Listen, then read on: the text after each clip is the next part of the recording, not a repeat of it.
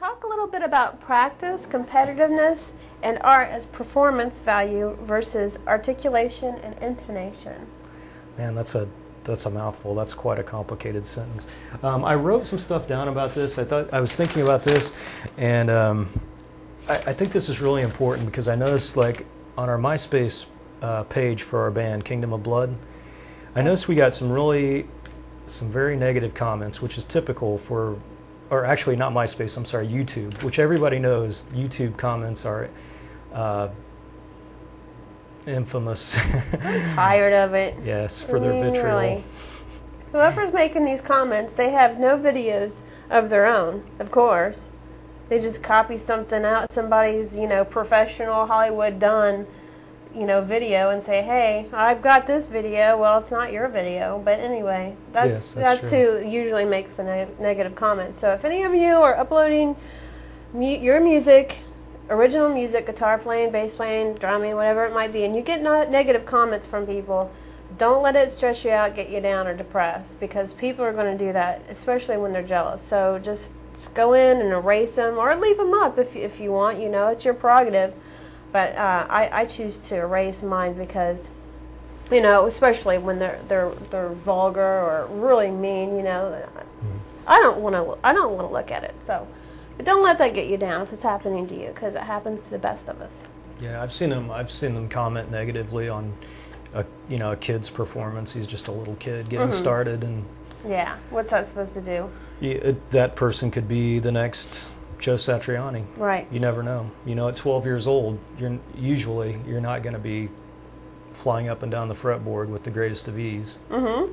So that could be discouraging for them. I think it's a bad idea. But this is the type of thing that happened in the 1980s. This was the same thing that happened with guitar playing, where we started to focus more on the technical nature of guitar playing.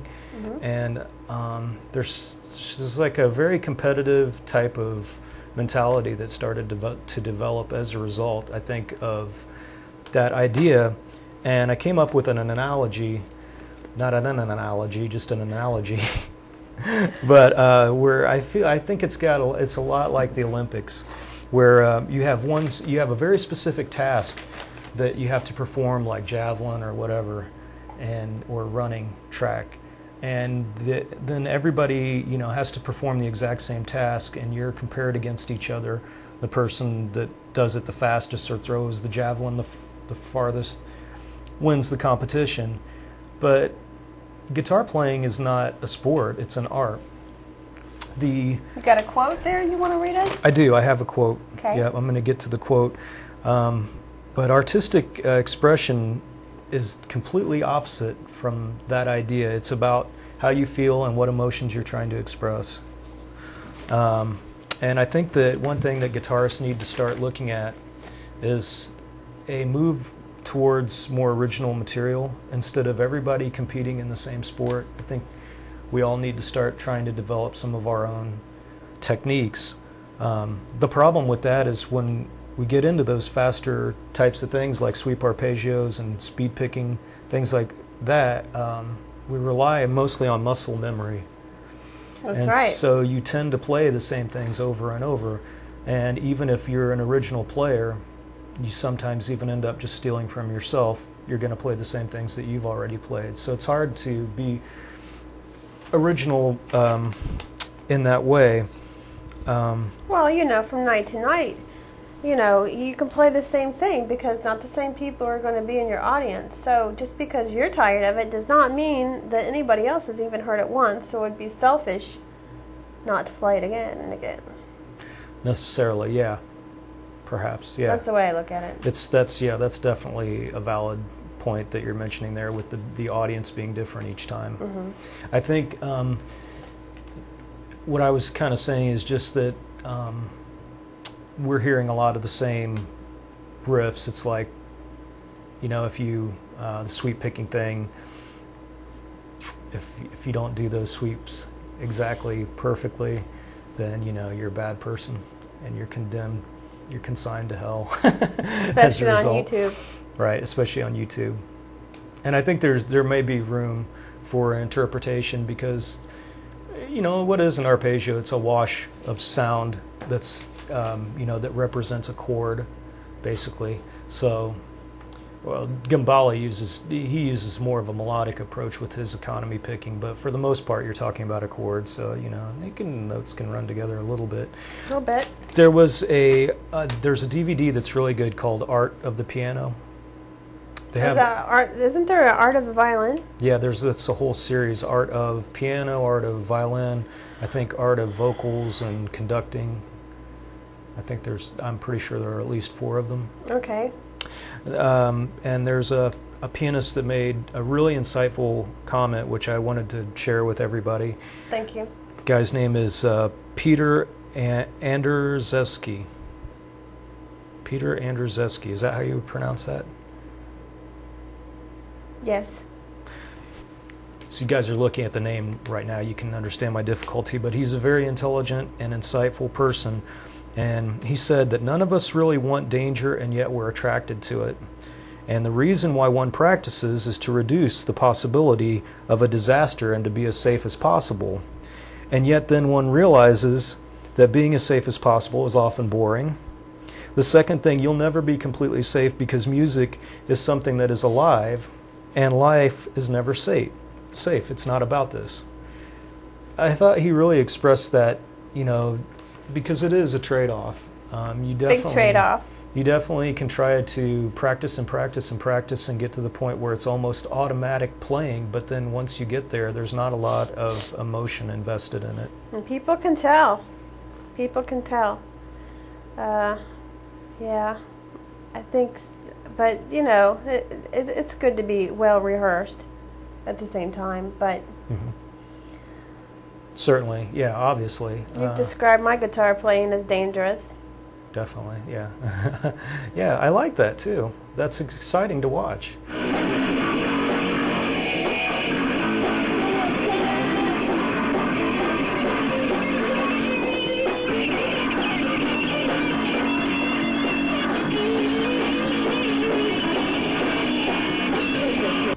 There's some energy in that, yeah. I think, more so than, I don't know. To me, it's more interesting that way.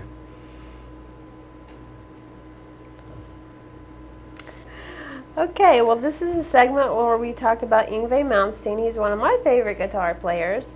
And do you remember that video called Making Love? Yeah. Yes. Do you like it? It's okay. What do you like about it? Well, the one thing that I really, honestly, that I do like about it, there's another thing that you can also find on YouTube, which is a video of Yngwie purchasing a Stratocaster. You've seen that before? Yeah. Where he goes into the pawn shop and he ends up paying like $6,000 for the Stratocaster. Uh-huh. And after going through this whole ordeal of trying to get it, you really need to watch it. I'm not going to run what happens, the funny parts of the video. But that guitar appears then in that video, Making Love. That's the same guitar. I didn't know that. How interesting is that? Yeah, it's cool. And you see that they show that at the end of the video for the part where he buys the guitar and goes through everything, and then it's the same guitar. So that's one thing I like about it. Superb. It's cool. Who was the singer on that one? I can't remember. He had blonde hair. He wore those glasses. Yeah, I cannot remember his name. Do you remember the part where Yngwie kicks the drum cymbal? Drum cymbal, yeah, I do. What do you think about that? He likes to do those ballet kicks, doesn't he? Well, yeah, okay. He's excited about, I don't know, man, I wouldn't like it if you kicked my cymbal necessarily. Mm-hmm. Yeah, I wouldn't do that anyway. He's lucky his pants didn't split. Maybe they did. Maybe they Yeah, we're not necessarily seeing the first take on that. No, not necessarily. It was an interesting video. That I've heard that vocalist do other things before, and I really liked him on the original things he did with Yngwie in the studio. But I heard him do some other stuff that, he's not I don't think he's the best vocalist that Yngwie's ever had. I like his vocals. Who's the best then? Jeff Scott Soto? Yeah. What do you like about him? He's good. He's just an amazing vocalist. He's got a lot of expression in his voice and a lot of range. Plus, he dresses like Dio. And he dresses like Dio, yeah. He used to idolize Dio, which is kind of funny. Oh, who hasn't? Okay, I don't know. I haven't. I didn't think I did. Maybe I did. In some capacity. Perhaps, yeah. Perhaps.